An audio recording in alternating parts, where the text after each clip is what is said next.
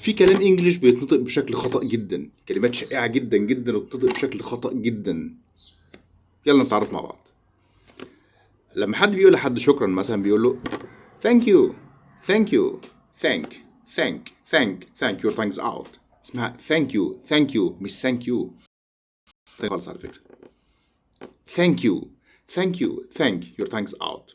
لو هنطبع بالامريكان هتبقى اقرب للاف شوية، هتبقى ايه thank you، بدل ما هي ث هتبقى زي حرف الف شوية، هتبقى ايه thank.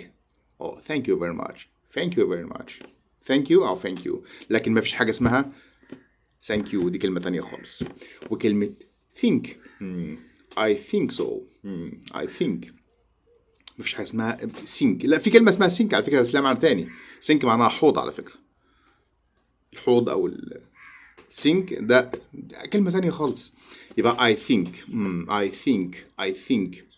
ومن الكلمات المشهورة جدا بتقال بشكل خاطئ جدا بشكل كبير الحقيقة كلمة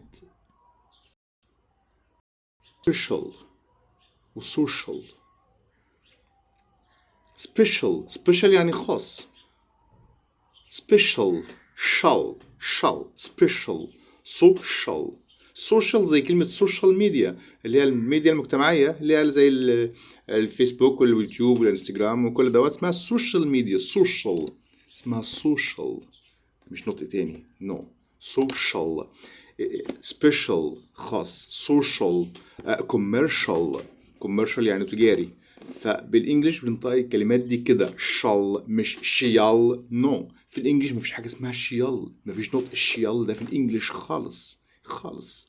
اسمها social special commercial essential shall مش شيال. thank you